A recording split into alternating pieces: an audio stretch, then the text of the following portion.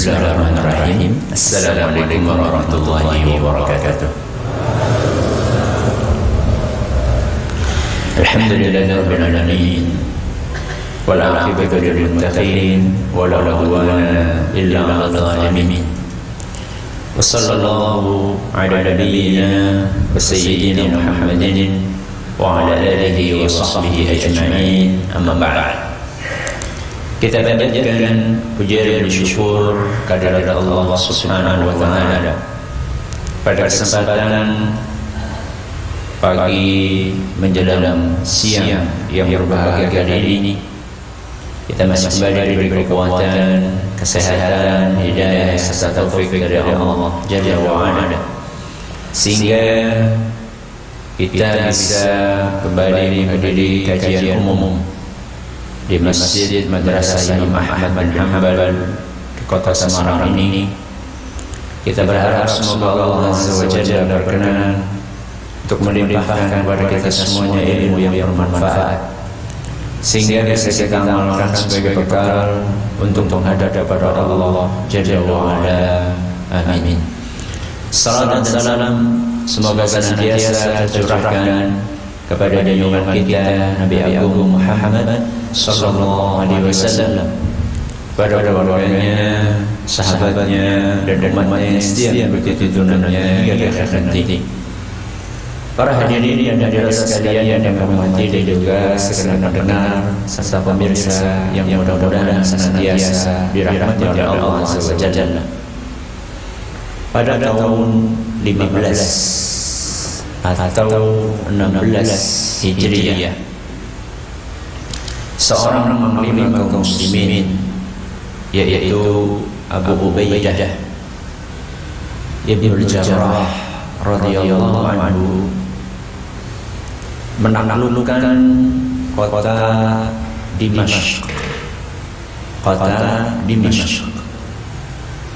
Dan setelah beliau menaklukkan kota Dimashq, beliau berkirim surat kepada kaum Nasrani yang tinggal di kota Elia. Di mana? Elia. Elia itu mana? Yang bisa jawab, nggak ada air putih sekarang. Siapa yang bisa jawab? Elia itu mana?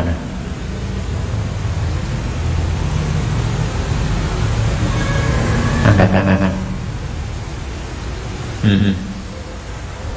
Syam. Bagus, tapi masih terlalu luas. Barakallahu fiik. Nah, ini dia betul. Yang kuning kalau hasan. Elia itu adalah nama lain Baitul Maqdis. Jadi saat itu Baitul Maqdis itu dikuasai oleh orang-orang Nasrani. Apa isi suratnya panglima tersebut? Siapa panglimanya? Abu Ubaidah. Isi surat itu adalah mengajak mereka untuk masuk Islam, mengajak mereka untuk masuk Islam. Kalau nggak mau, maka dipersilahkan untuk membayar jizyah. Apa? Jizyah, semacam upeti. Dan mereka akan dibiarkan untuk menjalankan ritual keagamaannya. Yang penting bayar jizyah. Ini pilihan yang berapa? Dua. Yang pertama aja masuk Islam. Kalau nggak mau bayar jizyah. Kalau nggak mau juga maka perang.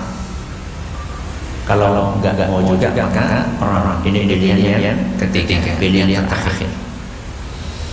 Surat itu berisi Bismillahirrahmanirrahim min Abi Ubaidah bin Jarrah ila batariqati ahli Ilya wa sukaniha.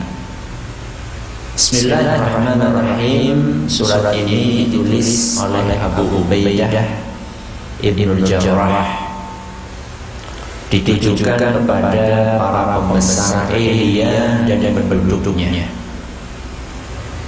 Fa inna nad'ukum ila syahadati an la ilaha illallah. Kami mengajak kalian untuk bersyahadat, meyakini bahwa tidak ada yang berhak disembah kecuali hanya Allah. Fa in abaitum fa aqirru lana bi'i'ta'il jizyah. Seandainya kalian tidak mau, maka tunaikanlah jizyah. Wa in abaitum, seandainya kalian tidak mau juga, tidak mau yang mana? Masuk Islam, tidak mau bayar jizyah. Fa in abaitum sirtu ilaikum biqaumin hum ashadu hubban lil mauti minkum lil hayati wa lishurbil khamri wa aklil khinzir. Kalau kalian tidak mau juga, maka aku akan mengirim pasukan. Yang pasukan ini lebih menyukai kematian. Kecintaannya kepada kematian melebihi kecintaan kalian kepada kehidupan,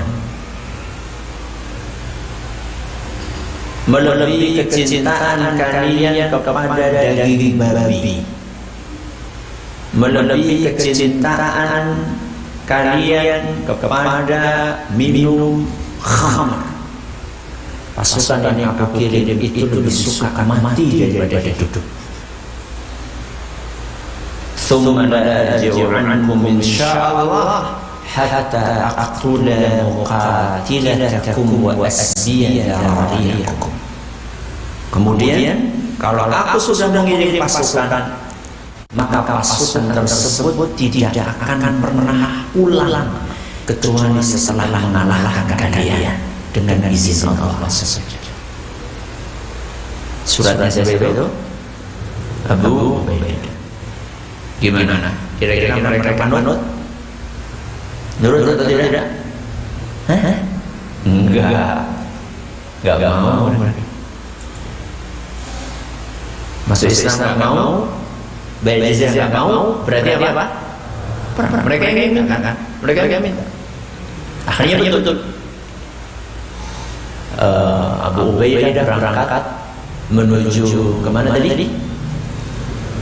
Baitul Maqdis. Kemudian dia dikepung Baitul Maqdis oleh pasukannya Abu Ubaidah. Dan selama beliau meninggalkan kota Damashq, beliau menugaskan Sa'id bin Zaid radhiyallahu anhu, dan dua-duanya sama-sama, Abu Ubaidah sama Sa'id bin Zaid sama-sama calon penghuni surga. Al-Asharah al-Mubashshirun bil Jannah, 10 sahabat yang dijamin masuk surga. Salah duanya, bukan salah satunya. Salah duanya adalah siapa? Abu Ubaidah sama Sa'id bin Zaid. Dua-duanya calon penghuni surga. Sehingga mati tidak ada masalah.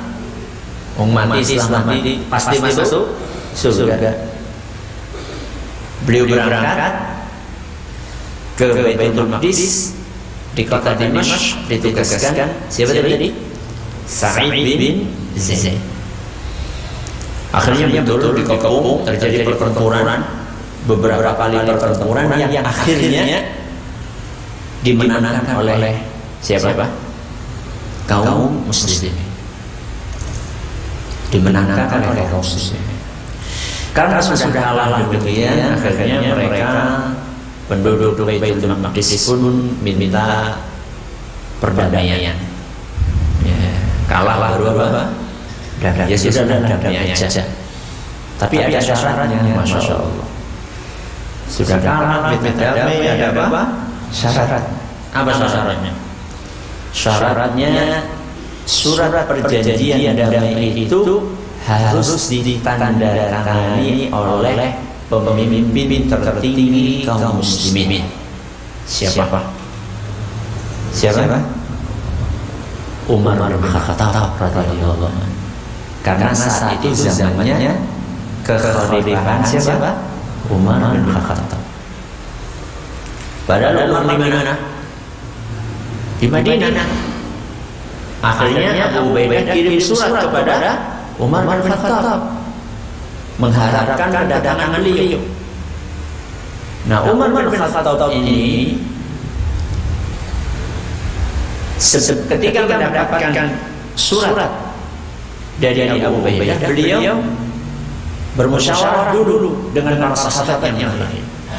Dipanggil Utsman bin Affan, dipanggil Ali bin Abi Thalib, dipanggil sahabat-sahabat yang lain. Berangkat. Ya, kalau berangkat berangkat, tapi berangkatnya gimana? Berangkat sendiri atau berangkat beserta pasukan? Utsman bin Affan radhiyallahu anhu dan Ali bin Abi Thalib radhiyallahu anhu berbeda pendapat. Kalau menurut Utsman, wahai khalifah, kau berangkat sendiri aja, nggak usah diiringi dengan banyak pasukan. Ya, hanya sekedar ditemani beberapa sahabat saja. Cukup kau berangkat beserta dengan beberapa gelintir sahabat, nggak usah banyak supaya orang-orang Salibis itu mereka tidak besar kepala. Ya, merasa dianggap penting gitu ya. Itu nasihatnya siapa? Utsman. Kalau Ali bin Abi Thalib beda. Enggak, wahai khalifah, kau berangkat beserta dengan pasukan. Buat apa? Siapa tahu mereka butuh bantuan. Jadi enggak mindu gawe ini. Apa mindu gawe ini? Enggak kerja dua kali. Sekalian aja kau berangkat beserta dengan pasukan. Akhirnya siapa yang dipilih pendapatnya oleh Umar? Siapa? Ali bin Abi Thalib. Umar memilih pendapatnya Ali. Berarti Umar berangkat sendiri atau sama pasukan? Beserta dengan pasukan. Sudah berjalanlah beliau ya,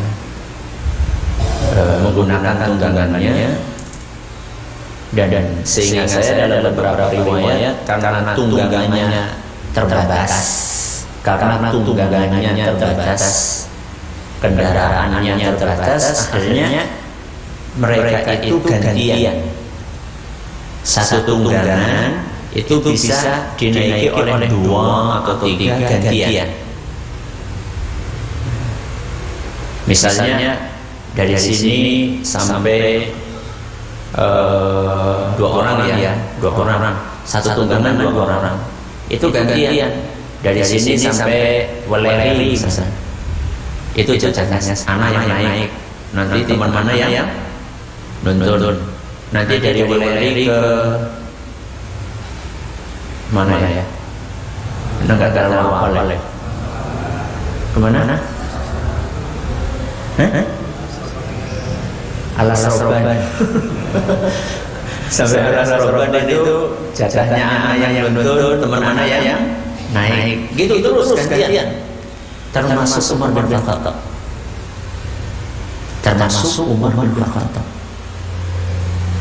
Tidak mentang-mentang beliau panglima tertinggi terus naik terus enggak. Termasuk beliau pun juga gantian. Dari Madinah menuju Baitul Maqdis. Ketika mendekati perbatasan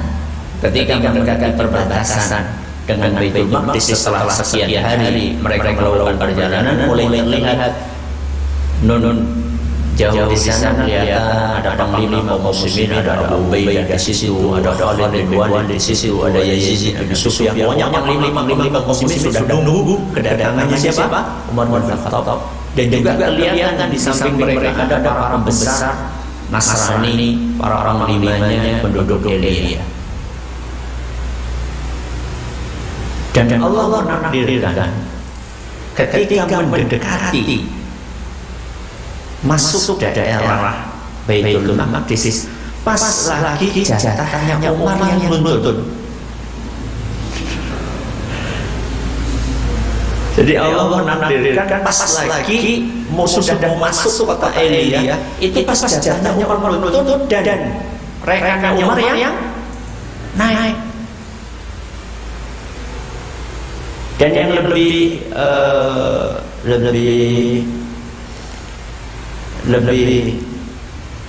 memprihatinkan menurut kita, itu pas lagi mau masuk itu ada genangan air. Ada genangan air. Maka apa yang dilakukan oleh Umar? Beliau lepas sandalnya. Beliau tenteng sandalnya. Tangan kiri nenteng sandal, tangan kanan apa? Nuntut otak, di atasnya ada bawahannya. Dan sebenarnya bawahannya ini sudah minta turun, aku turun. Enggak, ini jajannya kamu yang aneh. Allah. Beliau nyeker, nggak pakai apa-apa, alas kaki, tangannya nenteng sandal, yang kiri yang kanan nuntut otak, di atasnya ada bawahan, dan beliau melewati genangan, dan itu terlihat oleh Abu Ubaidah. Maka sebelum semakin dekat di hadapan para pembesar kota Elia, maka cepat-cepat Abu Ubaidah itu lari menemui, menjemput Umar bin Khattab. Apa kata Abu Ubaidah? Wahai Umar,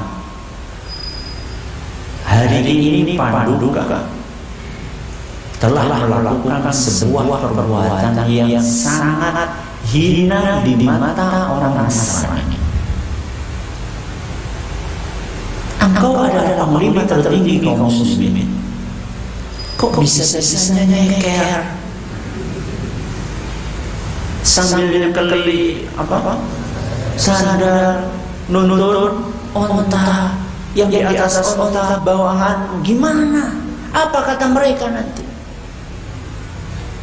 Lihat jawaban dari Umar bin Khattab. Dengan tegas beliau menjawab, Allah, "Lau ghairuka yaquluha ya Abu Ubaidah." Abu Ubaidah, kalau yang ngomong ucapan ini selain engkau, sudah aku beri pelajaran.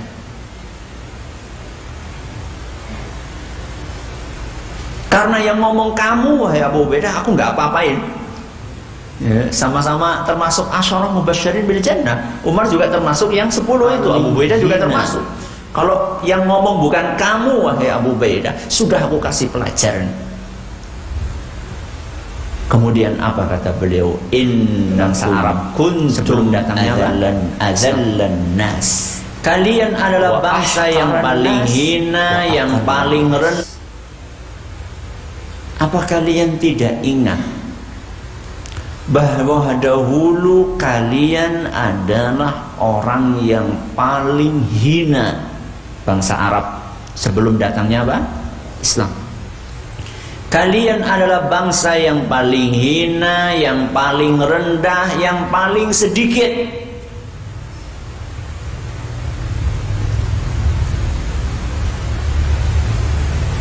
Di tengah-tengah dua negara adikuasa. Apa dua negara adikuasa? Persia sama Romawi. Kalian itu nggak dianggap apa-apa, babar blas. Ya. Kalian jumlahnya dikit, ribut, saling merampok. Ya. Negaranya tandus, kering. Gak ada yang melirik sama sekali dengan kalian. Dulu kalian kondisinya seperti itu. Fa'azzakumullahu bil Islam. Kemudian Allah muliakan kalian dengan Islam. Kalian dahulu terhina, kalian dahulu jumlahnya sedikit, kalian dahulu diremehkan oleh orang banyak. Begitu kalian berpegang dengan ajaran Islam, Allah muliakan kalian, Allah tinggikan kalian, Allah tambah jumlah kalian, Allah bikin musuh-musuh kalian gentar dengan kalian. dengan Islam yang kalian pegang. Famahma tatlubuna al-'izza bighairihi yudhillukumullahu azza wa jalla. Seandainya kalian mencari kemuliaan bukan dengan ajaran Islam, niscaya Allah akan hinakan kalian.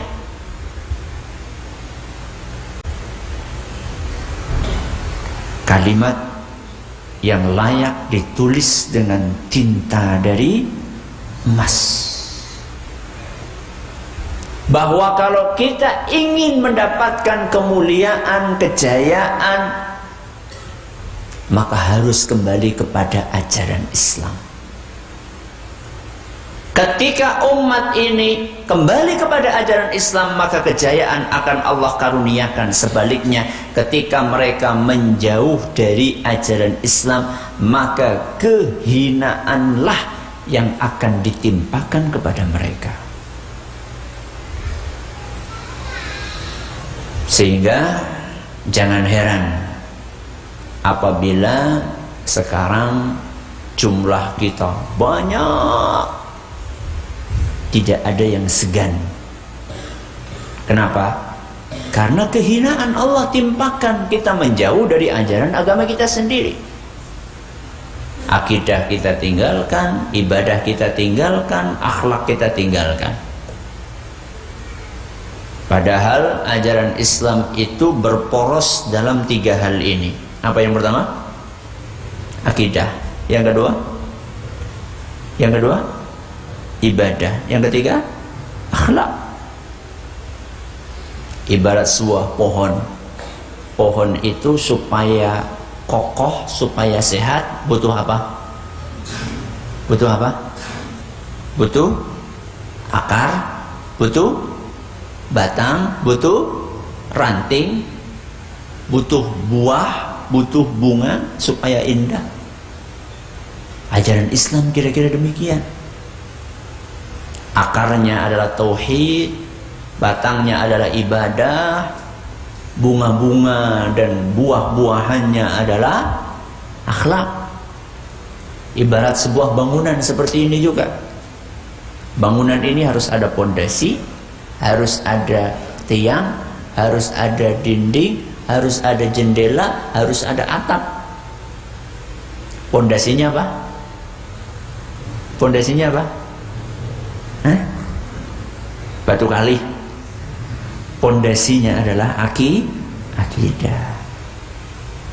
Bangunan di atasnya, tiang-tiangnya adalah ibadah, aksesorisnya adalah akhlak. Kalau ada bangunan pondasinya kuat, tiangnya kuat, temboknya kuat, tapi nggak ada jendelanya, gimana? Enak atau tidak? Enak atau tidak? Nggak enak. Akidahnya kuat, ibadahnya tekun, nggak ada akhlaknya, enak? Nggak enak. Ya. Antum punya pohon, masya Allah, akarnya kuat, batangnya kuat, nggak ada buahnya, setiap hari cuma meruntah terus, enak? Nggak enak. Nggak cukup berakidah kuat, nggak cukup beribadah, harus diiringi dengan akhlak. Tapi akhlak saja nggak cukup. Ibarat sebuah bangunan yang masya Allah indahnya luar biasa, tapi nggak ada apanya, nggak ada pondasinya. Kalau nggak ada pondasinya, apa yang terjadi sebuah bangunan kalau nggak ada pondasinya? Hah? Apa yang terjadi? Ini ada pondasinya nggak? Ini ada pondasinya nggak? Nggak ada. Seindah apapun kalau nggak ada pondasinya, apa yang terjadi? Mudah untuk ambruk. Antum merobohkan ini caranya gimana? Gimana caranya?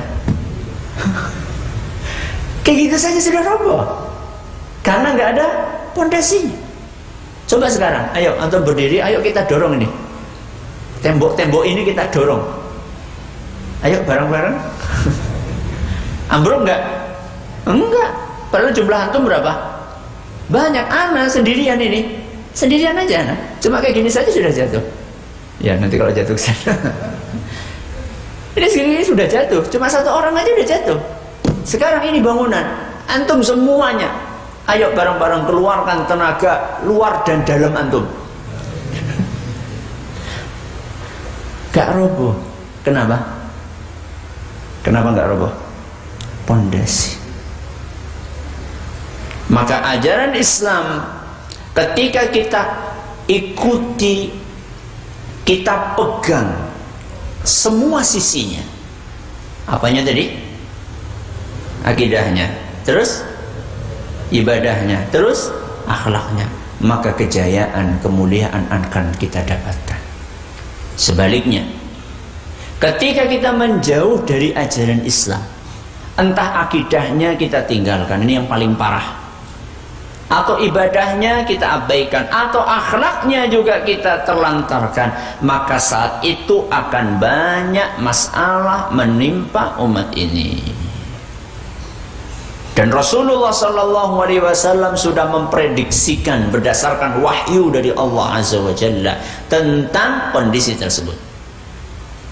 Dalam sebuah hadis yang diriwayatkan oleh Imam Abu Dawud, dan hadis ini nyatakan sahih oleh Syekh Al-Albani, Rasulullah SAW bersabda, yushiku an tada'a alaikum kama tada'al akalatu ila qas'atiha.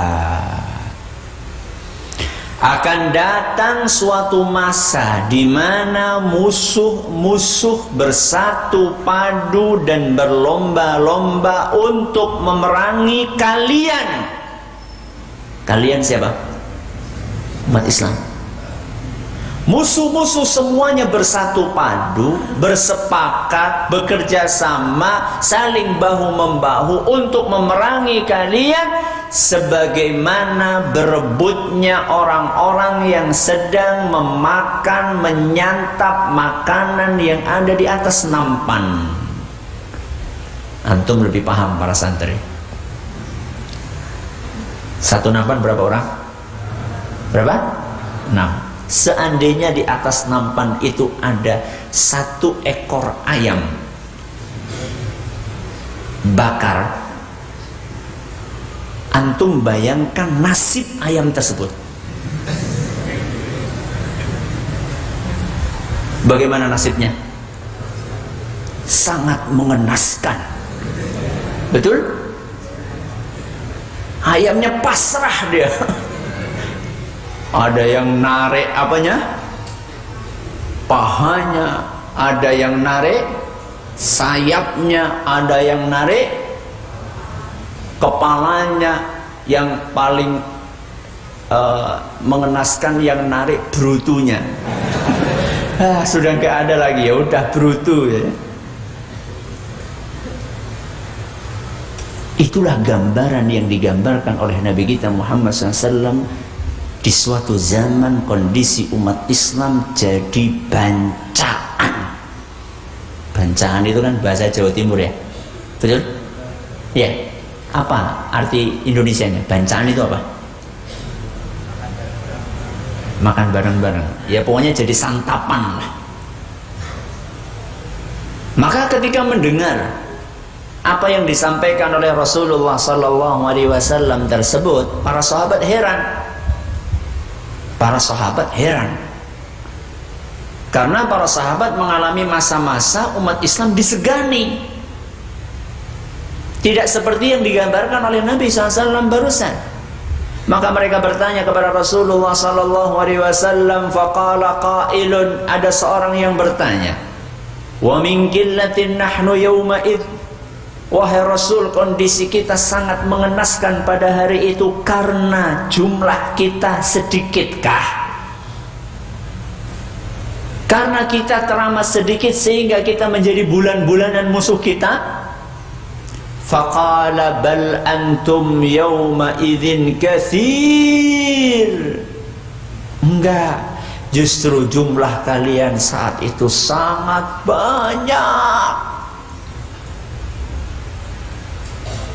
Kita di Indonesia mayoritas atau minoritas? Mayoritas. Banyak jumlah kita.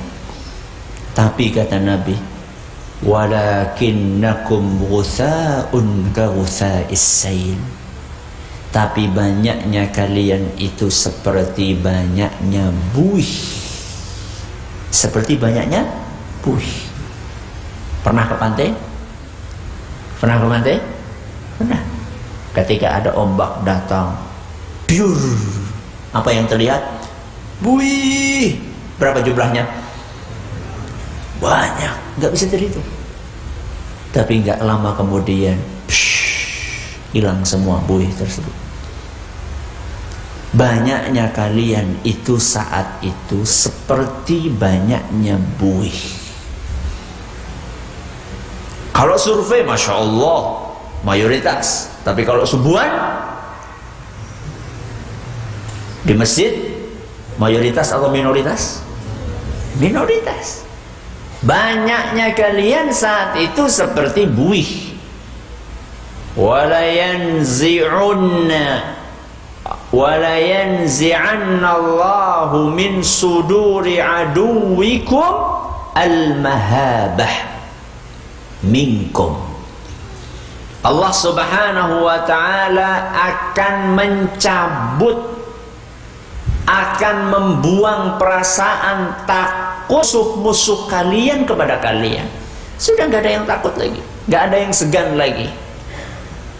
Wala yaqdhifannallahu fi qulubihimul wahan. Di waktu yang sama, ketika musuh-musuh tidak lagi segan kepada kalian, Allah melemparkan, memasukkan penyakit wahan di dalam hati kalian. Apa? Wahan. Ini kosakata baru. Maka para sahabat bertanya, ya Rasulullah, wa mal wahan? Wahai Rasulullah, wahan itu apa? Faqala hubbud dunya wa karahiyatul maut. Wahan itu adalah cinta dunia dan takut mati. Cinta dunia dan takut mati, itulah wahan. Sekarang kalau misalnya ada orang kecopetan HP, sedih?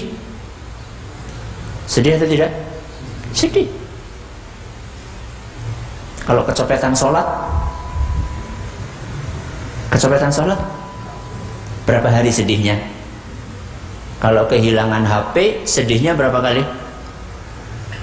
Wah, Masya Allah, bisa gak setoran seminggu itu.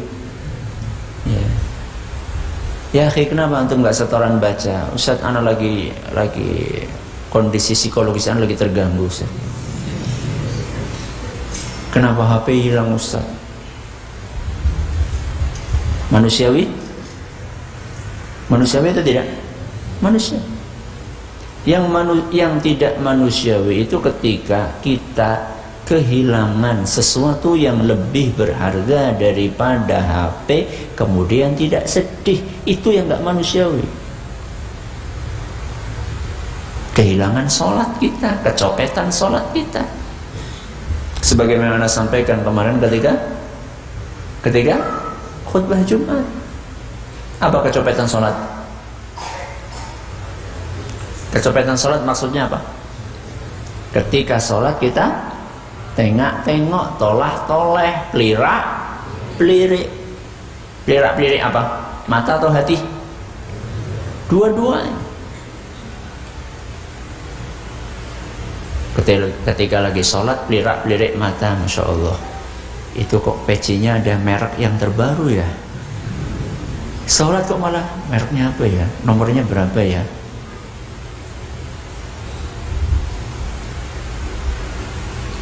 Itu pelirak-pelirik mata. Pelirak-pelirik hati, ketika sholat pikiran kita berpiknik kemana-mana ya.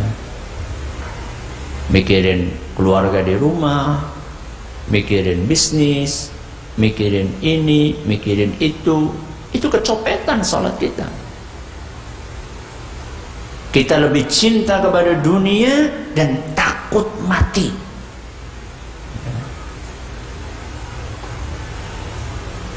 Antum kangen nggak pengen ketemu sama Allah? Dijawab. Antum merindu nggak pengen ketemu sama Allah? Kok diem aja? Pengen nggak ketemu sama Allah? Pengen. Biar ketemu sama Allah apa dulu?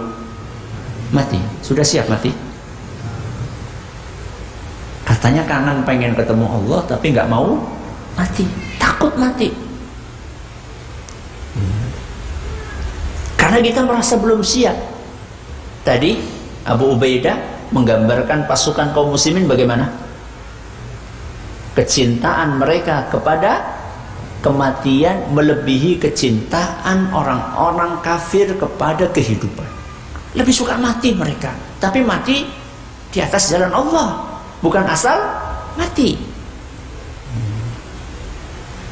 Inilah yang digambarkan oleh Nabi kita Muhammad SAW tentang kondisi kaum muslimin. Terus gimana Ustaz? Apakah kita pasrah? Apakah kita menyerah dengan apa yang sudah dikabarkan oleh Nabi SAW? Jawabannya tidak. Tidak boleh kita menyerah. Tidak boleh kita pasrah. Tapi kita harus berupaya untuk memperbaiki diri kita.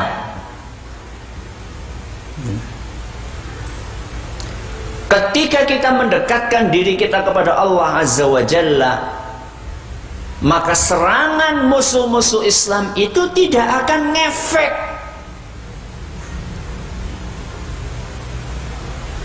Jadi sekarang banyaknya serangan-serangan kepada ajaran Islam, mulai dari yang sunnah-sunnah sampai yang wajib-wajib, mulai dari masalah pakaian sampai masalah ideologi. Jangan membuat kita lantas jadi putus asa. Jangan lantas membuat kita jadi ngelokro. Tapi ingat bahwa agama kita itu akan terus dibela oleh Allah Azza wa Jalla. Tapi ada syaratnya. Allah sampaikan itu dalam surat Ali Imran ayat 120. Surat apa? Ali Imran ayat 120. Allah Azza wa Jalla berfirman, wa in tasbiru wa tattaqu la yadurrukum kaiduhum syai'a. Wahai umat Islam, seandainya kalian tasbiru. Apa tasbiru? Sabar. Seandainya kalian sabar, wa tattaqu. Apa tattaqu? Bertakwa. Berarti syaratnya ada berapa? 2, sabar dan takwa. Seandainya kalian sabar dan takwa, la yadurrukum kaiduhum syai'a. Tipu daya musuh-musuh Islam itu sama sekali tidak akan membahayakan kalian sedikit pun. Syai'a, sedikit pun tidak akan ngefek. Syaratnya apa tadi? Sabar. Sabar itu artinya diam aja, ya atau tidak? Sabar itu artinya diam aja. Jadi kalau mau dibunuh, monggo, ahlan wa sahlan, gitu. Tidak. Sabar itu bukan pasif. Sabar itu kata para ulama, sabar menjalankan perintah Allah, sabar menjauhi larangan Allah, sabar menahan diri ketika ditimpa musibah. Berarti kan nggak pasif sabar itu. Banyak orang mencaci, banyak orang mencela ajaran Islam. Jalankan terus ajaran Islam tersebut. Jangan berhenti karena celaan dan cacian mereka. Karena yang diinginkan oleh mereka adalah kita meninggalkan ajaran kita. Kita minder dengan ajaran kita. Itu yang mereka inginkan. Saking banyaknya propaganda yang menjelek-jelekkan ajaran Islam, Targetnya adalah bagaimana kita jadi nggak pede dengan ajaran Islam.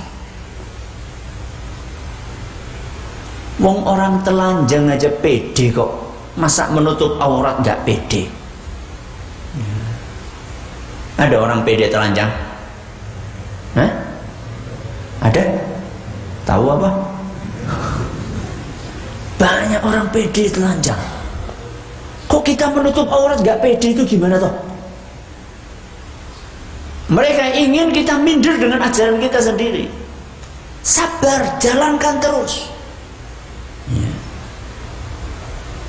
Ketika kita istiqamah untuk bersabar, bertakwa, meninggalkan apa yang dilarang oleh Allah Azza wa Jalla, maka sungguh tipu daya mereka, proyek-proyek mereka untuk menghancurkan Islam dan kaum muslimin tidak akan ngefek syai'a sedikit pun. Yakin dengan janji Allah tersebut.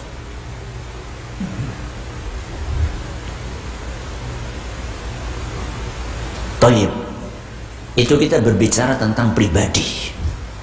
Sekarang kita berbicara tentang bangsa. Sekarang kita berbicara tentang negara. Ya. Kalau orang Jawa itu mengatakan gemah ripah, loh jinawi, terus sudah lupa antum bahasa Jawa. Gemah ripah loh jinawi, toto tentrem kerto raharjo. Apa artinya? Jangan-jangan nggak tahu. Gemah ripah, subur, ya, apa? Subur, adil, makmur. Loh jinawi, kaya dengan hasil buminya, tersusun rapi, damai, toto tentrem itu tersusun rapi, kerto raharjo, damai, sejahtera. Itu kan yang kita inginkan. Kalau bahasa Al-Quran apa?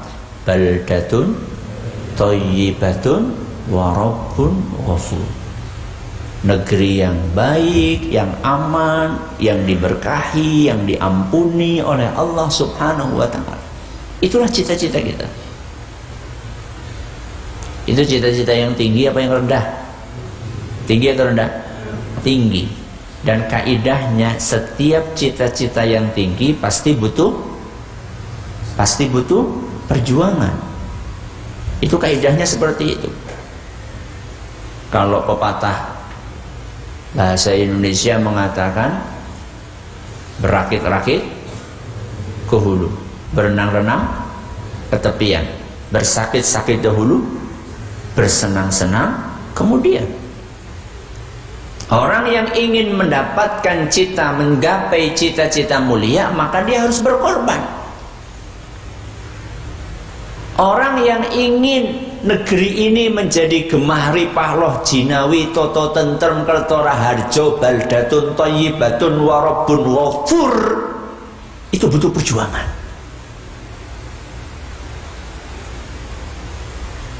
Dan perjuangan menuju ke sana itu tidak cukup hanya perbaikan lahiriah saja. Tapi selain perbaikan lahiriah, harus ada perbaikan batiniyah. Lahiriah itu apa? Lahiriah itu apa? Luar. Batiniyah itu dalam.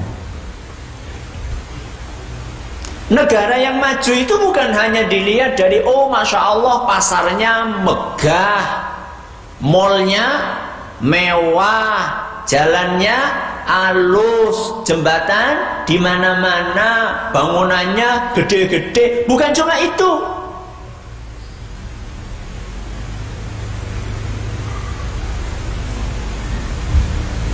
Yang lebih penting dari itu adalah mental manusia yang tinggal di dalam negara tersebut. Konon di sebuah negara antah berantah ada sebuah negara yang ingin melindungi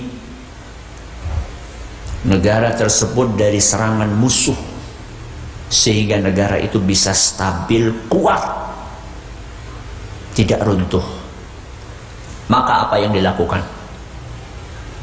Yang dilakukan adalah membangun tembok raksasa. Membangun apa? Tembok raksasa. Tembok yang sangat tebal, yang sangat tinggi mengelilingi negara tersebut, supaya tidak bisa ditembus oleh senjata apapun. Dan betul, setelah tembok itu selesai dibangun, mengorbankan ratusan atau ribuan orang untuk kerja paksa. Singkat cerita, tembok itu jadi. Setiap musuh yang datang berusaha nembus, nggak tembus.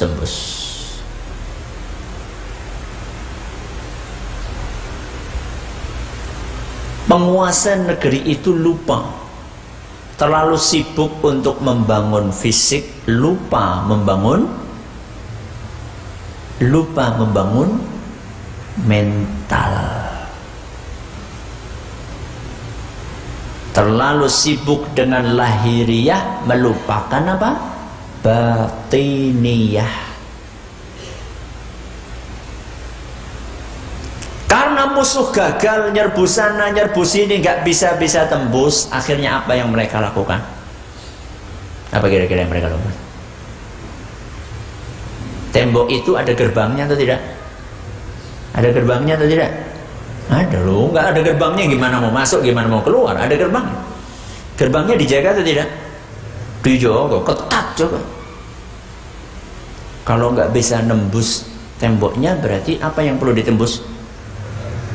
Apa yang perlu ditembus? Orang yang jaga. Orang yang jaga. Wani piro. Ya. Mulai disuap.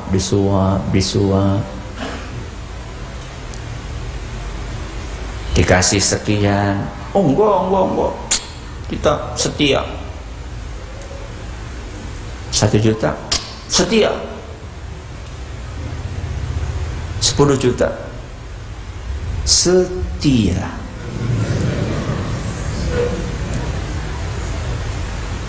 100 juta ya setialah.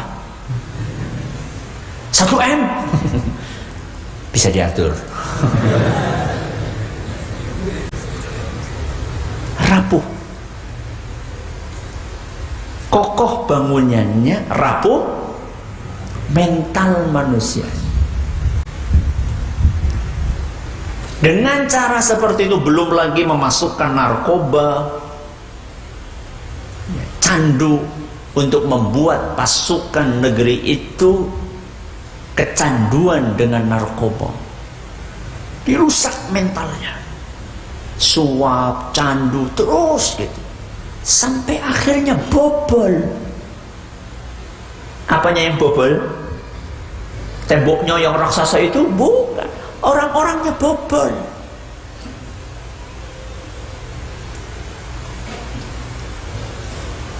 Negeri yang kuat itu bukan hanya kuat bangunannya, kuat fisiknya, enggak. Bukan berarti enggak perlu bangun fisik, perlu. Pasar perlu dibangun, tapi juga harus dibangun siapa? Para pedagang yang di dalamnya. Makanya Rasulullah SAW rutin untuk melakukan inspeksi pasar. Pernah Rasulullah SAW dalam hadis yang diriwayatkan oleh Imam Muslim, inspeksi pasar beliau. Kemudian beliau ngelihat ada orang jualan gandum. Ada orang jualan gandum. Diletakkan di sebuah wadah gitu, gandum numpuk gitu gandumnya. Gandum kering. Mahal atau murah? Gandum kering mahal atau murah? Mahal. Gabah basah sama gabah kering, mahal mana? Kering. Gandum kering mahal harganya. Nabi SAW ngecek gandum tersebut, pegang, kemudian tangan beliau dimasukkan sampai ke bawah. Apa yang beliau temukan? Kok basah? Atasnya kering, bawahnya basah. Harga kering atau harga basah? Kering. Berarti curang. Maka Nabi SAW langsung mengingatkan, man ghasya falaysa minni. Barang siapa menipu, maka dia bukan termasuk golonganku. Nabi SAW itu tidak hanya memperhatikan bangunan pasarnya, tapi orang yang ada di dalamnya diperhatikan sama Rasul SAW. Nabi SAW bukan hanya menyiapkan tempat untuk para aparat keamanan mereka, untuk mengantor mereka. Enggak. Bukan hanya sekedar menyediakan bangunan tempat kantor para aparat keamanan, tapi Nabi SAW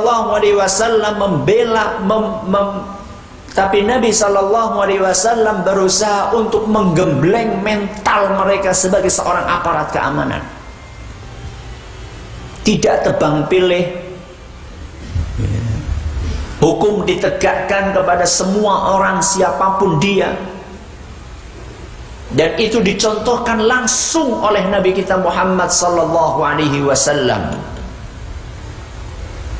Ketika ada seorang wanita dari suku yang terpandang, namanya suku Al-Makhzumiyah. Suku apa namanya? Al-Makhzumiyah. Ini suku Ningrat. Suku Ningrat terpandang di antara suku Quraisy. Ketahuan ada salah satu wanita dari suku itu nyuri, nyolong. Aib atau enggak? Aib atau tidak? Aib, Ningrat kok nyolong. Akhirnya orang-orang di suku tersebut mereka bingung bagaimana caranya agar masalah ini tidak membesar. Kalau ketahuan sama Rasul SAW, wanita ini pasti dipotong tangannya, dan ini akan menjadi aib sepanjang masa. Mereka mau melobi Nabi SAW, nggak berani, karena mereka tahu bahwa Nabi SAW itu dalam masalah hukum beliau tidak pandang bulu. Maka akhirnya mereka melakukan pendekatan kepada orang yang sangat disayangi oleh Rasul SAW. Siapa? Siapa? Hibbu Rasulillah SAW, anak kesayangan Rasul SAW. Siapa? Siapa? Hah? Usamah bin Zaid. Siapa? Usamah bin Zaid. Usamah, ayo dong lobi Nabi SAW supaya beliau berkenan untuk menggugurkan hukum kepada wanita yang mencuri tersebut dari suku kamu. Maka Usamah bin Zaid, karena beliau belum tahu masalah itu, maka beliau pun datang menemui Rasul SAW, minta dispensasi agar wanita tersebut tidak dieksekusi. Begitu mendengar apa yang disampaikan oleh Usamah, maka Nabi SAW marah besar. Beliau minta para sahabat untuk dikumpulkan di masjid. Lalu beliau SAW naik mimbar. Sampai di atas mimbar beliau berkata, ala innama ahlaka alladhina qablakum annahum kanu idha saraqa fihimu syarifu tarakuh wa idha saraqa fihimu dha'ifu aqamu alaihi al-had. Ketahuilah wahai para sahabatku, Bangsa-bangsa sebelum kalian itu hancur gara-gara apa? Gara-gara tebang pilih. Seandainya yang mencuri adalah ningrat, seandainya yang mencuri adalah orang yang mulia, yang punya kedekatan dengan penguasa, dibiarkan. Dan seandainya yang mencuri adalah orang yang tidak punya kekuasaan apa-apa, orang yang lemah, aqamu alaihil had, baru dieksekusi, alias tebang pilih. Kemudian Nabi SAW ingin menegaskan, waimullah, demi Allah, lau anna Fatimata binta Muhammadin saraqat laqata'tu yadaha. Demi Allah, andaikan, dan tidak mungkin itu terjadi, andaikan Fatimah putrinya Muhammad, siapa? Fatimah Az-Zahra, putrinya Nabi SAW. Seandainya putriku sendiri mencuri, laqata'tu yadaha, aku yang akan memotong tangannya. Hadis riwayat Bukhari dan Muslim. Itu namanya pembangunan lahir dan batin. Gak cukup kita itu hanya membangun lahir, kita harus bangun batin. Membangun batin itu dengan apa? Ya apalagi kalau bukan dengan akidah. Makanya stabilitas suatu bangsa itu akan tergantung bagaimana akidah para penduduk yang ada di negeri itu beserta dengan penguasanya. Ketika para penduduk negeri itu dan beserta para penguasanya mereka betul-betul memegang akidah, niscaya Allah Subhanahu wa ta'ala akan melimpahkan kemuliaan kepada bangsa tersebut.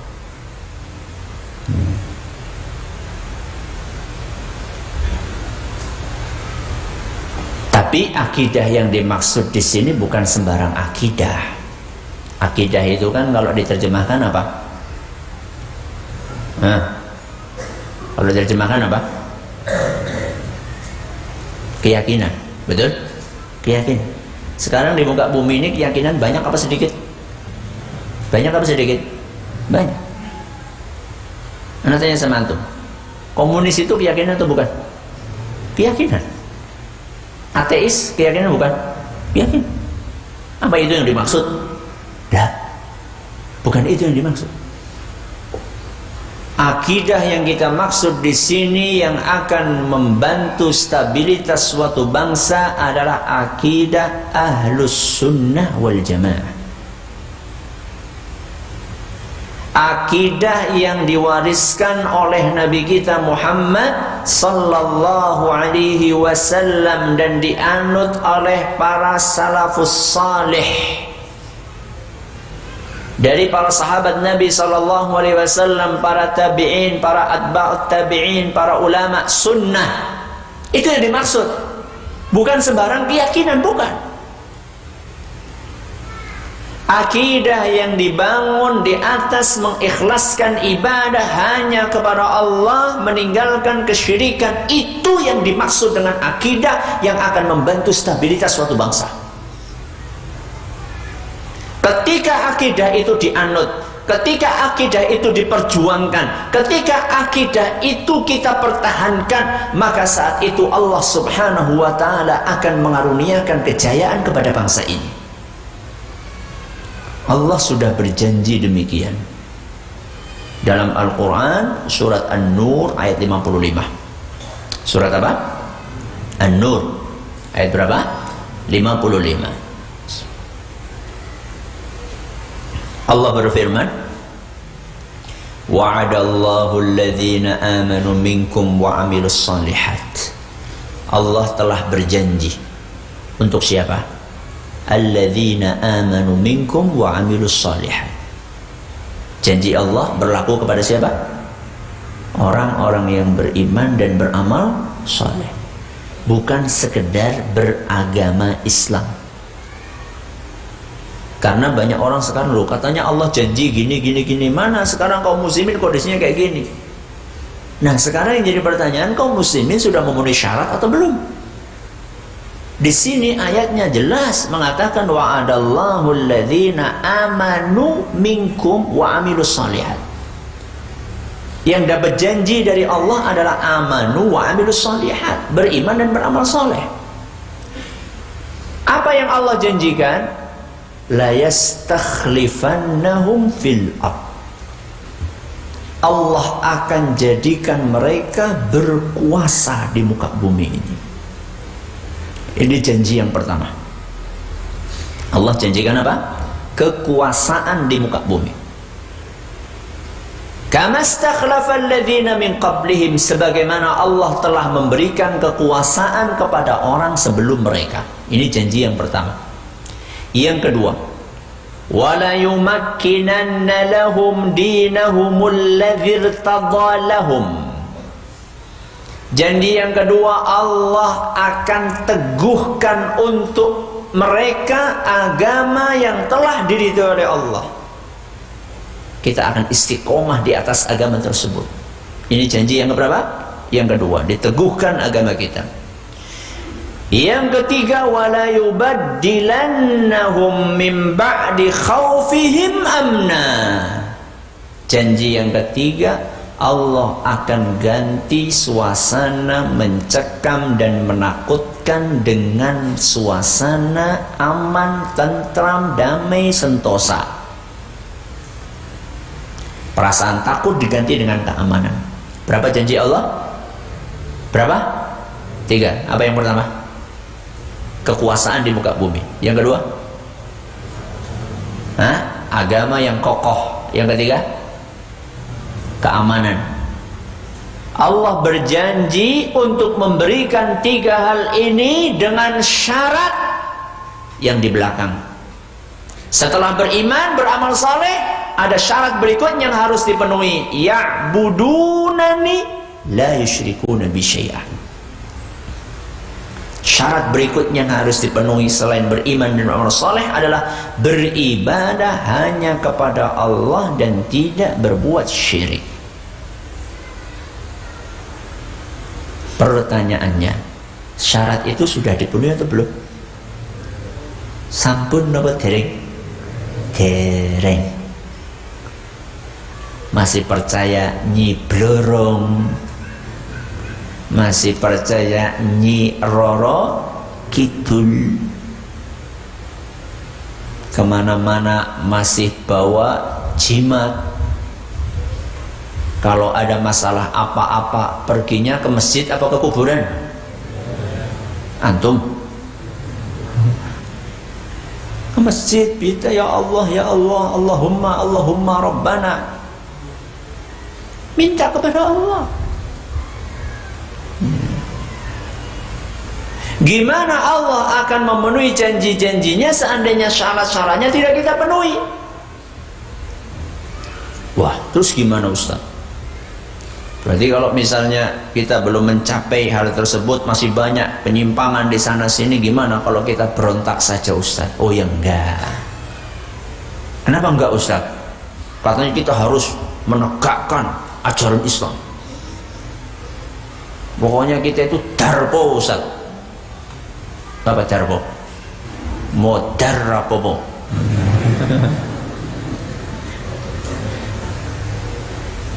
Oke. Semangat itu penting. Semangat itu penting. Tapi semangat itu harus diikuti dan dibekali dengan apa? Ilmu. Mari kita dengarkan nasihat Rasulullah sallallahu alaihi wasallam. An Abi Ruqayyah Tamim Ad-Dari anna an-nabiy sallallahu alaihi wasallam qala ad-dinu an-nasihah. Agama adalah nasihat. Qulna liman? Maka para sahabat bertanya, untuk siapa nasihat itu? wahai Rasul? Maka beliau menjawab, lillahi, untuk siapa? Allah. Wali kitabihi, untuk kitabnya. Wali rasulihi, untuk rasulnya. Wali a'immatil muslimina, untuk para pemimpin kaum muslimin, wa ammatihim, dan kepada rakyat secara umum. Ada berapa nasihatnya? 5. Tapi yang akan kita bahas sekarang adalah yang keempat. Apa yang keempat tadi? Untuk para pemimpin kaum muslim. Pemimpin itu mencakup ulama dan umara. Ya. Karena di sini Nabi SAW menggunakan kata wali a'immati. A'immah itu artinya adalah pemimpin. Dan pemimpin di dalam agama kita itu ada pemimpin dalam urusan pemerintahan, ada pemimpin dalam urusan agama. Kalau pemimpin dalam urusan pemerintahan itu penguasa, pemimpin dalam urusan agama itu siapa? Ulama. Nah, yang akan kita bahas pada kesempatan kali ini adalah pemimpin dalam urusan pemerintahan. Ana pernah sampaikan itu dalam sebuah artikel, sudah pernah Ana sampaikan di daurah 2005 itu berapa tahun yang lalu? Sekarang 2000 berapa? 19. 2005 berarti berapa? 14 tahun yang lalu di Masjid UGM, ketika anak masih muda dulu. Sekarang udah agak tua. Nasihat kepada pemerintah itu apa? Ini penting agar kita tahu bagaimana Ahlus Sunnah wal Jamaah itu bersikap kepada pemerintah. Dan sikap Ahlus Sunnah ini dengan izin Allah menjaga stabilitas suatu negara. Ahlus Sunnah itu bukan penjilat, dan Ahlus Sunnah bukan pemberontak. Apa? Ahlus Sunnah bukan apa? Penjilat dan bukan pemberontak. Ahlus Sunnah itu bukan eki, bukan eka. Apa eki? Ekstrem kiri. Dan bukan eka, ekstrem kanan. Wa kadzalika ja'alnakum ummatan wasata. Ayatnya itu. Kami jadikan kalian sebagai umat yang pertengahan. Umat pertengahan itu bukan nggak memihak kemana-mana, salah, bukan seperti itu. Umat pertengahan itu nggak ekstrem kanan, nggak ekstrem kiri, memihak kebenaran. Itulah umat pertengahan. Nah, dalam kaitannya dengan sikap kepada pemerintah, nasihat kepada pemerintah, apa maksudnya? Satu, kata para ulama kita, Ahlus Sunnah itu meyakini kepemerintahan mereka. Ahlus Sunnah meyakini kepemerintahan mereka, kepemimpinan mereka. Ini yang pertama. Barang siapa yang tidak meyakini kepemimpinan mereka, berarti dia belum menunaikan nasihat untuk penguasa. Kenapa demikian? Karena bagaimana akan menaati pemerintah kalau dia tidak meyakini bahwa mereka adalah pemerintah? Rasulullah sallallahu alaihi wasallam mengingatkan dalam hadis yang diriwayatkan oleh Imam Muslim, man mata wa laysa fi 'unuqihi bai'ah mata mitatan jahiliyah. Barang siapa yang mati dalam keadaan tidak membaiat pemerintah, tidak mengakui pemerintah, maka dia dianggap mati seperti matinya orang jahiliyah. Itu mati keren atau mati nggak keren? Mati nggak keren. Ini yang pertama. Meyakini kepemerintahan, kepemimpinan mereka. Yang kedua, menyebarkan kebaikan mereka di masyarakat. Apa? Menyebarkan kebaikan mereka di masyarakat. Kebaikan yang benar-benar ada. Bedanya dengan penjilat apa? Kalau penjilat itu mereka menyampaikan sesuatu yang tidak sesuai dengan realita. Dipuji sampai ke langit, itu penjilat. Kalau ahlus sunnah yang baik betul-betul ada, baik sebarkan. Kenapa? Karena ketika kebaikan itu disebarkan, akan muncul perasaan cinta, suka, senang kepada pemerintah. Ketika rakyat mencintai pemerintah, maka mereka akan mentaati aturan, segala sesuatunya pun akan berjalan dengan baik. Ketika segala sesuatu berjalan dengan baik, yang akan diuntungkan adalah kita semua. Ini yang kedua. Yang ketiga, menaati perintah dan larangan mereka. Menaati perintah dan larangan mereka. Ini bagian dari nasihat. Selama apa? Selama tidak melanggar aturan agama. Selama tidak melanggar aturan agama. Antum perhatikan firman Allah Azza wa Jalla, ya ayyuhalladzina amanu atiiullaha, terus wa atiiur rasulah wa ulil amri minkum.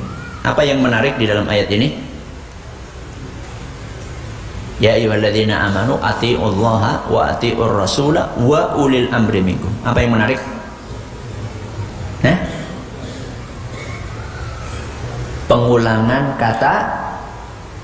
Pengulangan kata kok diem aja? Dengerin baik-baik. Ya ayyuhalladzina amanu atiiullaha wa atiiur rasulah wa ulil amri minkum. Pengulangan kata apa? Ati'u. Berapa kali diulang? 2. Yang pertama atiiullah, taati Allah. Yang kedua atiiur rasul, taati rasul. Yang ketiga wa ulil amri, dan pemerintah kalian. Tidak ada pengulangan kata ati'u di ulil amri. Apa artinya? Artinya nggak taat gitu? Nah, artinya apa? Nggak ada pengulangan itu artinya apa? Artinya ketaatan kita kepada Allah sifatnya mutlak. Ketaatan kita kepada Rasul SAW sifatnya mutlak. Sedangkan ketaatan kita kepada pemerintah tidak mutlak. Tidak mutlak itu maksudnya apa? Tergantung apa yang mereka perintahkan. Kalau mereka memerintahkan kebaikan, taat. Contoh apa? Contoh rambu-rambu lalu lintas. Itu kebaikan atau kejelekan? Lampu merah, kuning, hijau, traffic light, itu kebaikan atau kejelekan? Kalau jenengan ketemu lampu kuning gimana? Ngegas apa ngerem? Nah, gue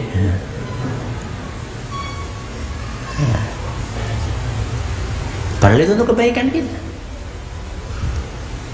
Anda ingat sekali Syekh Ibrahim bin Amir Ar-Ruhaili hafizahullah ta'ala, beliau berapa kali cerita bahwa di dini hari itu ya jam 3, jam 4 itu kendaraan banyak apa sedikit? Sedikit. Beliau bercerita, kata beliau, di dini hari pun kalau ketemu lampu merah saya berhenti, walaupun jalanan sedang apa? Sepi. Dan saya berharap saya dapat pahala dari yang saya lakukan itu, karena Allah menyuruh kita untuk taat kepada pemerintah selama tidak melanggar aturan agama. Yang jadi pertanyaan, lampu merah, kuning, hijau itu melanggar aturan agama atau tidak? Tidak melanggar. Maka berarti taat. Terus yang melanggar apa Ustadz? Pemerintah melarang kita sholat misalnya. Umat Islam nggak boleh sholat. Manut? Oh, no way. Ya, enggak. Ketaatan kita kepada Allah mutlak.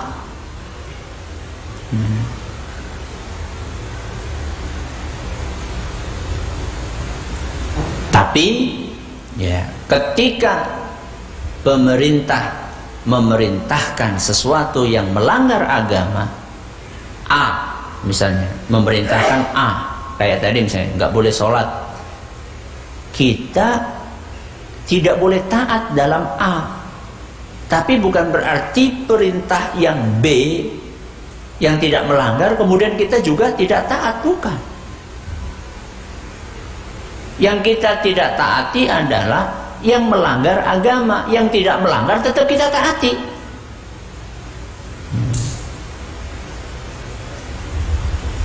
Jadi enggak kok kemudian gugur semuanya, enggak. Ini yang keberapa ini? Yang keberapa? Yang ketiga. Yang keempat, berusaha menutupi aib mereka semampunya. Berusaha menutupi aib mereka semampunya.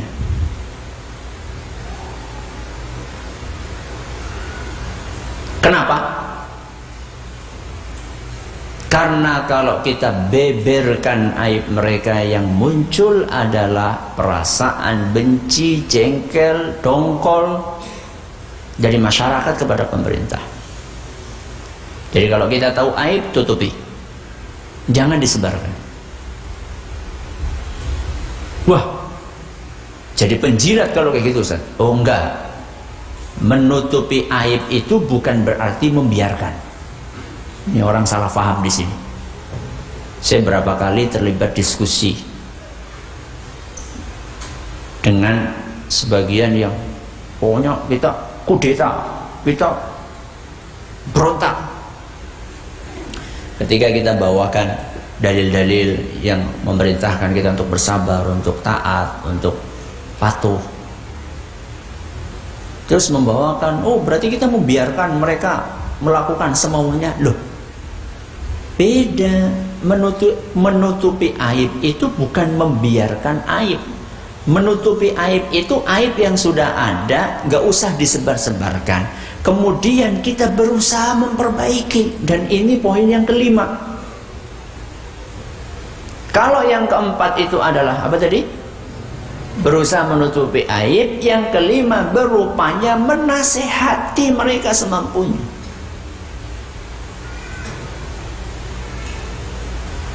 Ini yang kelima, berusaha menasehati.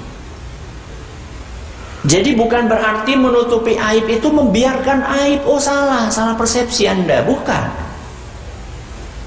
Mereka melakukan kesalahan, jangan disebarkan kesalahan itu, tapi disembunyikan, terus kita nasihati dia.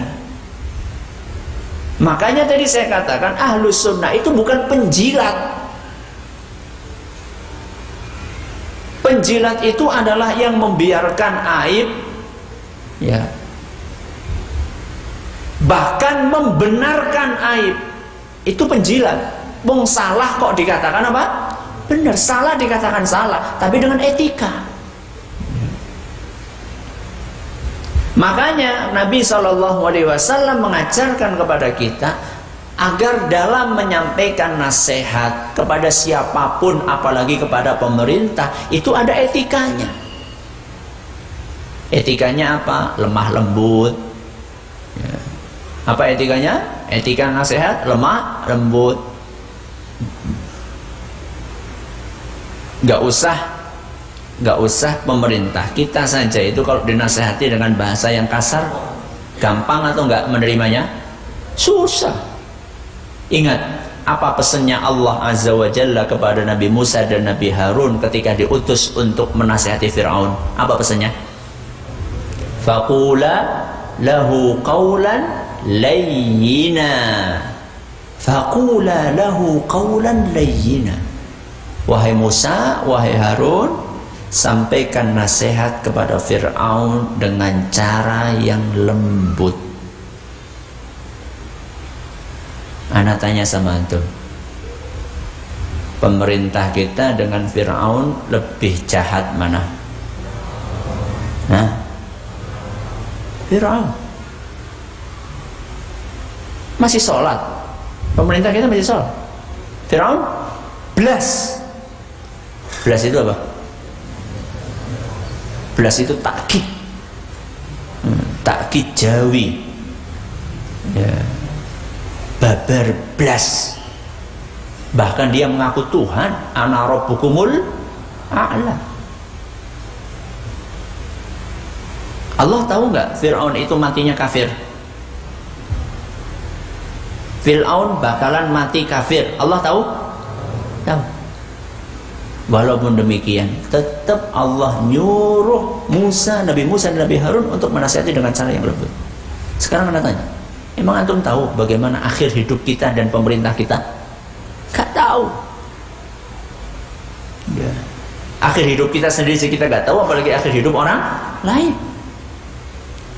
Faqula lahu qawlan layyina. Kenapa? La'allahu yatadzakkaru aw yakhsha. Siapa tahu dengan kata-kata yang lembut itu Fir'aun mau ikut nasihatmu, mau takut kepada Allah. Al-Quran surat Toha ayat 44. Surat apa? Toha ayat 44. Apalagi Ustaz etika kasih nasihat? Etika berikutnya adalah sampaikan sembunyi-sembunyi. Sampaikan secara apa? Sembunyi-sembunyi. Kalau sembunyi-sembunyi berarti bukan di depan umum. Itu namanya sembunyi-sembunyi. Sebagaimana yang dinasehati oleh Nabi kita Muhammad, dinasehatkan oleh Nabi kita Muhammad SAW dalam hadis yang diriwayatkan oleh Imam Ahmad dan Imam Al-Haythami mengatakan para perawinya thiqat, terpercaya dan sanadnya muttasil, bersambung. Dan Syekh Al-Albani mengatakan hadis ini sahih, yaitu sabda Nabi SAW, man arada an yansaha lidhi sultan fala yubdihi alaniyah. Barang siapa yang ingin menyampaikan nasihat kepada pemerintah, janganlah menyampaikannya secara terbuka di depan umum, jangan. Terus gimana? Walakin ya'khudhu biyadih. Akan tetapi genggamlah tangannya, menyendirilah dengannya. Fa in qubila minhu fadha. Seandainya nasihat itu diterima, ya alhamdulillah. Wa illa kana qad adda alladhi alaih. Seandainya tidak diterima, maka kita sudah menunaikan kewajiban kita. 4 mata. Ustaz, ana itu siapa Ustaz 4 mata?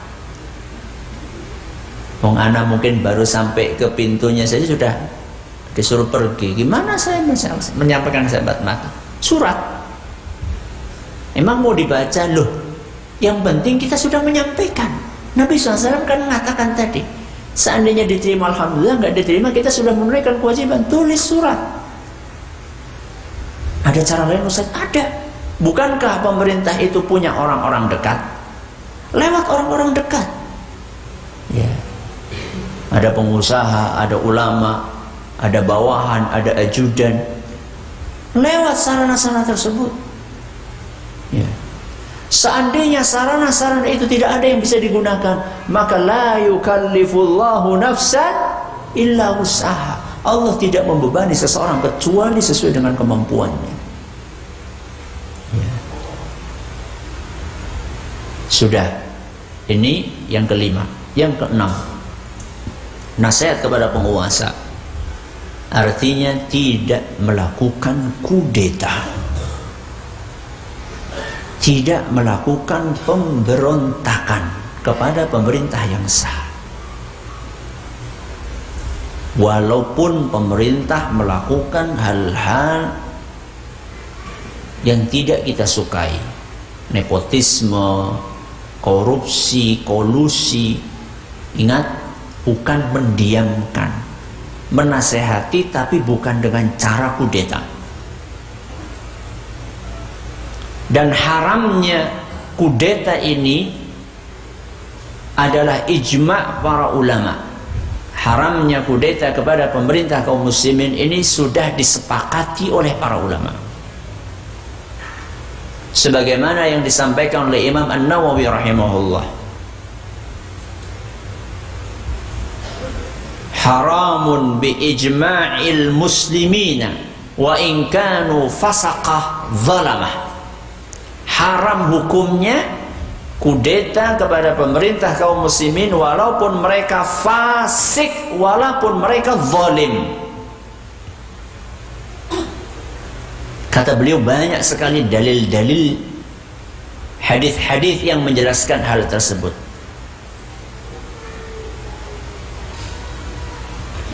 Dan yang menukil ijma' itu bukan hanya Imam Nawawi, masih banyak ulama yang lainnya. Apa hadis yang menyebutkan hal tersebut? Di antaranya banyak hadisnya, cuman saya bawakan satu hadis yang diriwayatkan oleh Imam Muslim. Man waliya alaihi walin, barang siapa yang dipimpin oleh seorang penguasa, fara'ahu ya'ti syai'an min maksiatillah, kemudian dia, rakyat itu melihat penguasanya melakukan berbagai macam maksiat kepada Allah, falyakrah ma ya'ti min maksiatillah, hendaklah dia membenci perbuatan maksiat mereka tersebut, wala yanzi'anna yadan min ta'ah, dan jangan hal itu menyebabkan dia tidak mentaatinya.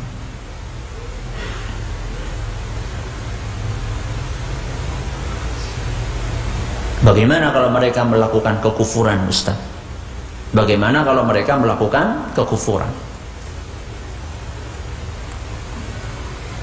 Rasulullah sallallahu alaihi wasallam menjelaskan dalam hadis yang diriwayatkan oleh Imam Bukhari dan Muslim, bay'na Rasulullah sallallahu alaihi wasallam ala as-sam'i wa ta'ah fi manshatina wa makrahina wa usrina wa yusrina wa atharatin alaina.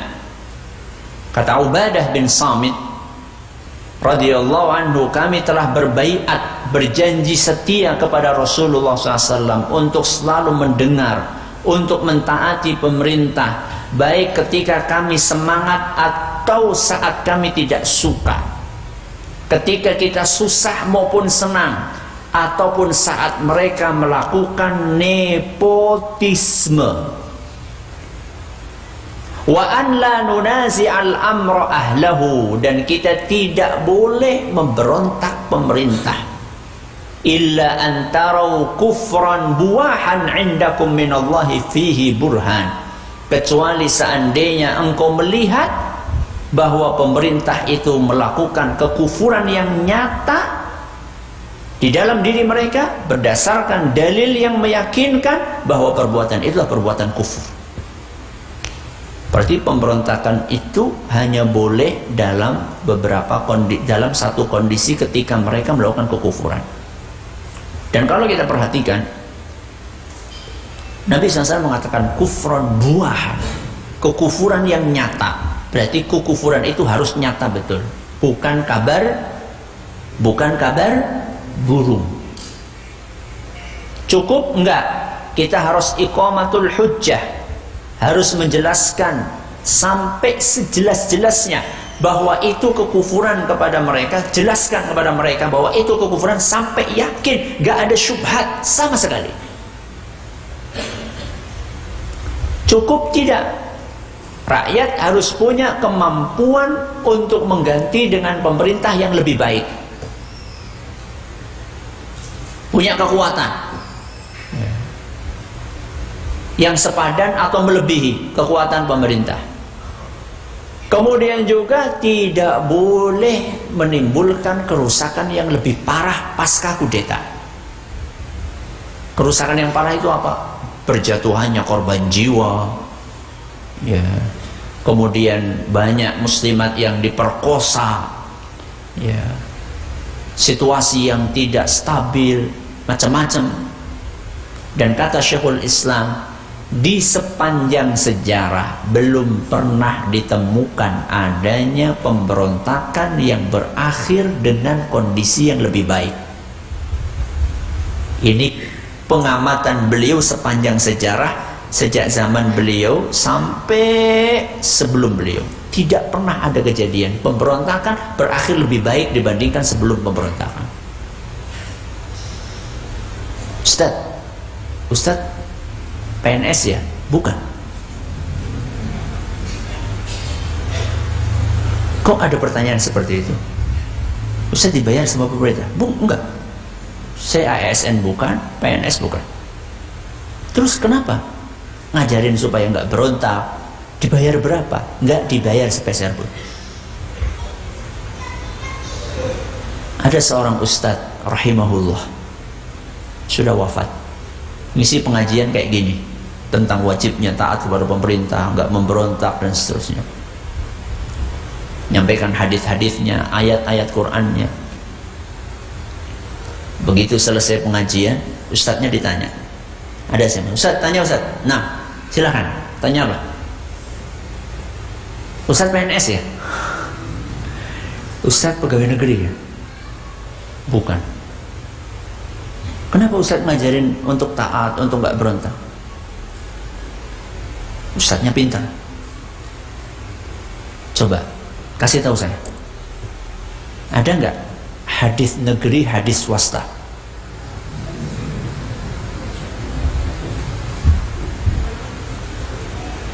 Bingung nih, yang ditanya bingung. Terus ayat negeri, ayat swasta ada nggak?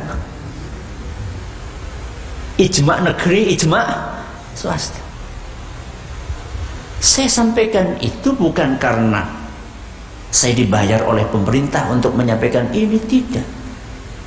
Tapi karena hadisnya berbunyi demikian, ayatnya berbunyi demikian.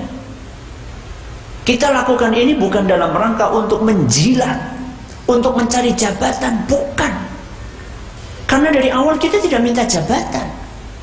Kita bukan para pengemis jabatan yang marah-marah ketika tidak dikasih jabatan. Karena dari awal kita bukan nyari itu.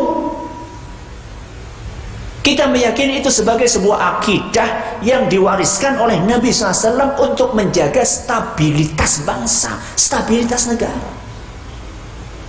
Saya tanya sama antum,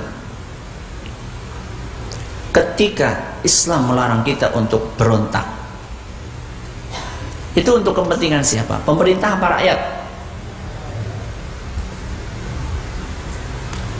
Ketika Islam melarang kita untuk berontak, itu menguntungkan pemerintah atau menguntungkan rakyat?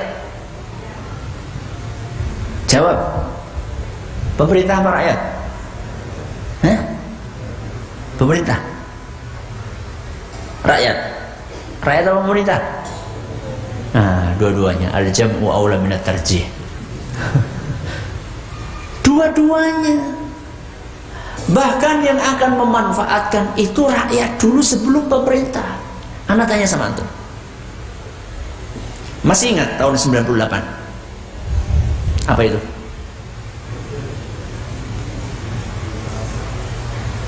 Apa itu? Jadi ada orde lama, ada orde baru, ada orla, ada orba, ada order. Orde lama, orde baru, orde reformasi. Reformasi. Anda tanya sama antum, di tahun 98 itu yang paling banyak jadi korban penguasa atau rakyat? Penguasa atau rakyat? Berarti yang paling rugi siapa? Rakyat. Ana bukan pendukung Pak Harto loh ya. Nanti gue ada mengatakan loh Ustaz ini lebih enak zamanku toh. Ya memang dalam satu sisi kita merasakan itu kan. Coba saat itu ya kita lagi-lagi beliau rahimahullah, mudah-mudahan diampuni oleh Allah, mudah-mudahan dirahmati oleh Allah. Saat itu harga-harga lebih stabil atau saat ini? Nah, yang mengalami masa-masa itu, lebih stabil mana? Saat itu. Masih ingat antum dulu bensin harganya berapa? Berapa? 500 rupiah. Ya. Beras terpenuhi, ya. Walaupun di sana sini banyak kekurangan, namanya juga manusia, nggak ada manusia yang sempurna. Rasulullah SAW baru, ya. Tapi yang ingin saya garis bawahi di sini adalah ketika ada kudeta, ketika ada pemberontakan, yang akan disusahkan pertama kali bukan pemerintah tapi rakyat. Pemerintah gampang, tinggal lari pakai helikopter. Jenengan lari pakai apa? Ontel. Bisa kabur ke sana kemari kita. Jadi jangan berpikir begitu sempit bahwa ini untuk kepentingan penguasa, untuk kepentingan kita semuanya. Ya penguasa ya siapa? Rakyat. Makanya ada sebuah ungkapan, negeri yang dipimpin oleh penguasa yang zalim lebih baik daripada negeri yang tidak ada pemimpinnya sama sekali. Ya. Tetap masih mending ada apanya? Ada pemimpinnya. Kalau nggak ada pemimpinnya, yang terjadi adalah hukum apa? Rimba. Siapa yang kuat, dia yang berkuasa. Sekarang saya tanya, rata-rata rakyat kuat atau lemah? Lemah. Berarti yang kuat siapa? Ya mereka yang punya duit, yang punya jabatan, yang punya backing ini dan itu. Adapun mayoritas rakyat mereka lemah sehingga mereka yang jadi korban. Yang terakhir, yang ketujuh adalah mendoakan kebaikan untuk mereka. Apa? Mendoakan kebaikan untuk mereka. Imam Ahmad dan juga ulama yang lain, mereka mengatakan, andaikan aku punya satu doa yang mustajab, niscaya aku akan gunakan doa itu untuk mendoakan kebaikan buat siapa? Buat pemerintah. Coba orang-orang yang banyak mencela pemerintah di medsos atau dimanapun, pernah nggak mereka itu menyisihkan waktu untuk mendoakan pemerintah supaya dibuka hatinya oleh Allah Azza wa Jalla? Tulus, lagi-lagi bukan dalam rangka menjilat, tulus mendoakan mereka. Pernah. Padahal mencaci maki tidak menyelesaikan masalah. Ya, mendoakan itu solusi untuk menyelesaikan masalah, insya Allah. Jadi kesimpulannya, Ahlus Sunnah wal Jamaah, akidah mereka adalah akidah yang menjaga stabilitas bangsa. Kenapa demikian? Karena mereka tidak mengajarkan memberontak yang akan menyebabkan negara hancur berkeping-keping, juga bukan termasuk orang yang mendiamkan kemungkaran. Karena mendiamkan kemungkaran juga bisa membuat kehancuran bangsa. Mereka tidak berontak, juga tidak mendiamkan kemungkaran. Mereka balance, ya, imbang. Berontak tidak, diam juga tidak, menjilat juga tidak. Mereka berusaha menasehati semampunya dengan etika-etika yang diajarkan oleh Islam, kemudian mendoakan agar hati mereka dibuka oleh Allah dan hati kita juga dibuka oleh Allah Azza wa Jalla untuk menerima kebaikan pas sesuai dengan apa yang kita rencanakan. Jam 9, mudah-mudahan yang sedikit ini bermanfaat. Terima kasih atas perhatiannya. Mohon maaf atas segala kurangannya. Kita tutup dengan membaca doa kafaratul majlis. Subhanakallahumma wa bihamdika asyhadu an la ilaha illa anta astaghfiruka wa atubu ilaik. Assalamualaikum warahmatullahi wabarakatuh. Kami ucapkan jazakumullah